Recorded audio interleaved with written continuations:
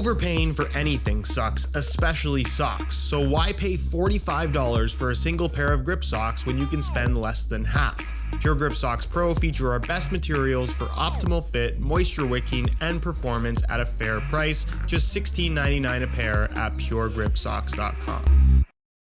Now, I wasn't going to throw this in, but I figured it's only fair. There's a major surprise at the end of this video. Skip ahead if you want, but honestly, I think the effect is far more shocking if you watch it all the way through. You've been warned.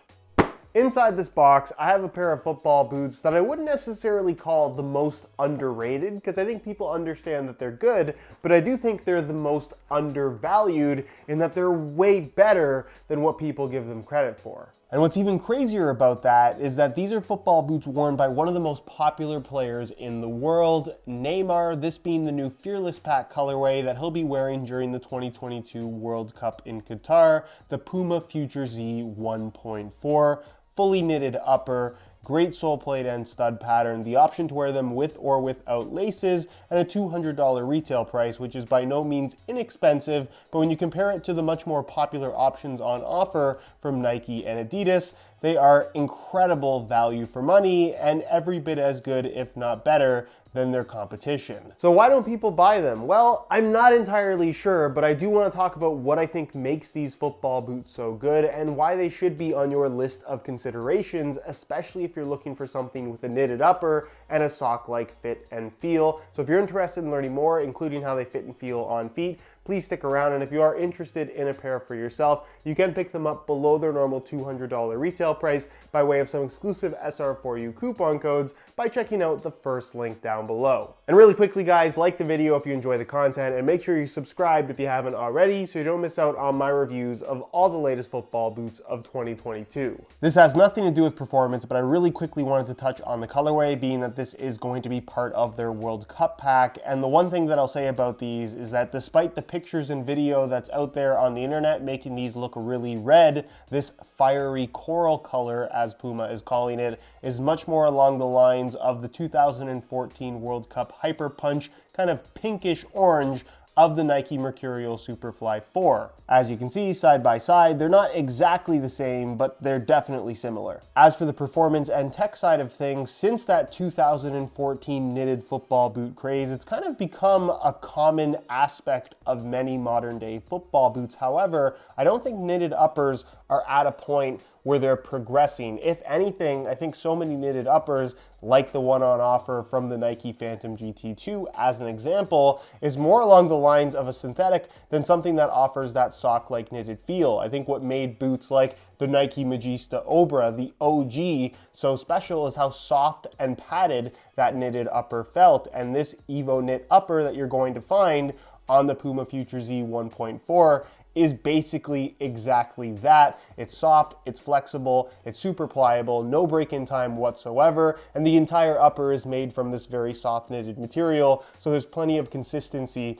throughout the entire foot. From a touch perspective, they're on the thinner side, but not lacking in padding, so I wouldn't necessarily describe it as a barefoot feel. And for those that like to have that little bit of extra texture on the surface, you get that in the form of these waves on the lateral side, and then it's kind of difficult to see on this colorway, but there's some kind of indentations within the knitted pattern here on the medial side, giving you additional grip on the ball. Not to the point where I would say that these are sticky, but they definitely don't feel slick against the surface. What's also really cool about these is the Fusion Fit Plus system that you're going to find through the middle of the foot. You can see the laces themselves are done up in such a way where it kind of zigzags up either side of the upper, and you can see it's attached by way of actual knitted on lace loops, I guess is the best way to describe that. They're almost tubes. But what this does is it means that it grabs the entire upper, this section being kind of on the stretchy side, but still having some reinforcement here on the lower portions of the upper. And what you end up with is tension across the top of the foot, but without that sensation of the upper squeezing your feet uncomfortably, which is something that I really struggle with with a lot of football boots being slightly flat foot. If you have really wide midfoot in particular, it's also something that you might run into as an issue. This alleviates that pressure really, really nicely because of the way that the boots lace up, and with the laces tied tight, they still feel super secure, your heel is locked down, and of course, they're more responsive than I think a lot of people give them credit for. What's also really unique about this design is that Puma says you can remove the laces and wear them as laceless football boots, which I've tried. I don't think it's the best way of wearing them. You definitely lose out on lockdown and overall responsiveness. I would also argue that the boots are less comfortable without laces, but in terms of price point, for $200 for these as laceless boots versus $275+ that you'd end up paying for any of the more popular Adidas alternatives, I think from a lockdown and performance standpoint, these are on par with anything laceless from the Adidas brand right now, which says a lot. With that said, I think if you're on the market for a pair of laceless football boots, the New Balance Tequila V4 Plus Pro is definitely the one that I would buy over these. Moving to the rear, the Future Z 1.4 definitely features a low-cut design, but the sides do come up a little bit higher than normal, although don't really offer any structure, so it doesn't have a mid-cut feel in any way at all. You have an internal plastic heel counter, which is nice and solid, and then interestingly, on this World Cup colorway, the heel lining material is like a smooth synthetic rather than the typical microfiber that we get, which I can't say that I prefer.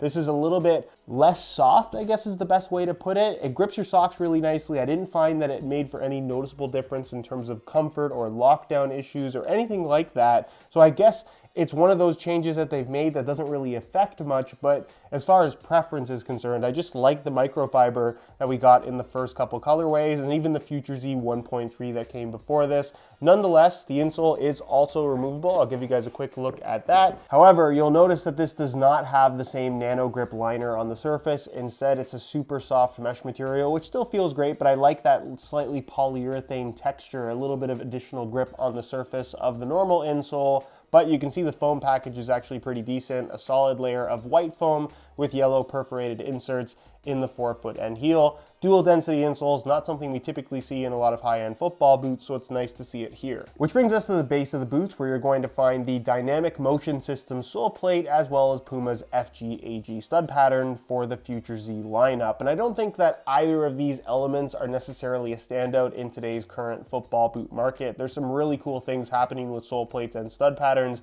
These don't really do any of those cool tricks or feel particularly unique. However, it's a really solid base. It's great in terms of rotational flexibility. It's a little bit on the firmer side in terms of flexing this way, but in general, works well with the upper. And as far as the FGAG stud pattern is concerned, you can see it's kind of like these half circle shaped studs. So a little bit of a hybrid between a blade and a conical stud, provides decent amount of bite, still that freedom to twist and pivot, and is relatively aggressive on firm natural grass. For use on artificial grass, however, I don't entirely agree with Puma's FGAG branding. I just feel like the studs are a little bit too long for most artificial grass playing surfaces. However, if you do only want to buy one pair of boots to wear on natural and artificial playing surfaces, Puma will have to honor the warranty, being that these are labeled as FGAG, which is something at this point no other brand will do. Which brings us to the weight, where I don't think the Future Z 1.4 is particularly impressive. However, that's not to say that it's heavy. In a size 9.5 US, you can see that the boots weigh in at 8 ounces exactly, the equivalent of 227 grams, which kind of puts it into the upper range of high-end football boots as far as weight is concerned, where there are definitely lighter options out there. But like I said, I don't think these feel heavy on your feet. They're just not necessarily going to have that weightless speed boot sensation that you can get from other options out there. On feet, it's hard to be mad about anything regarding the Future Z 1.4. The boots are incredibly comfortable. The knitted upper is soft and pliable. The way that this Fusion Fit Plus band through the midfoot wraps your foot, the tension from the laces strictly across the top rather than down the sides, it just fits extremely well and has almost no break-in time whatsoever. The heel liner difference, again, not really a big deal, especially if you already wear grip socks. It's going to grip regardless of which material they've put back there. And the sole plate in general feels really solid underfoot as well, so no complaints from me there. From a width perspective, they're going to be suitable for most people. They definitely have a snug fit in terms of the amount of elastic stretch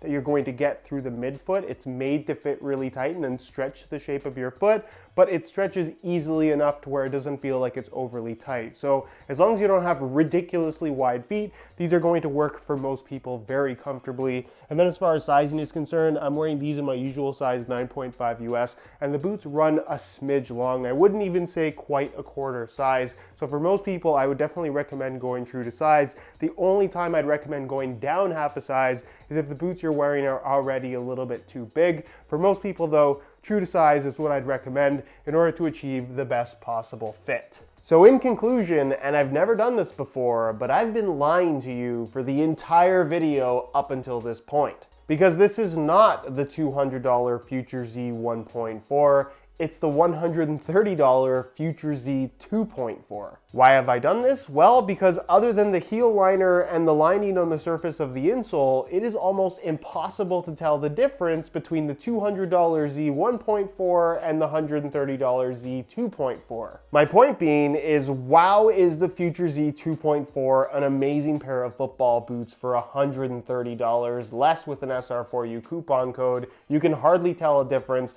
from the more expensive option, and it is legitimately a top quality, high-end football boot for literally half the price of what you'll pay from most of the competition. If you're on a budget and you're after a pair of football boots with a knitted upper, do not look anywhere else. Go for the Future Z 2.4. And if you are after the $200 Future Z 1.4, honestly, save 70 bucks and buy the first takedown model. They are every bit as good.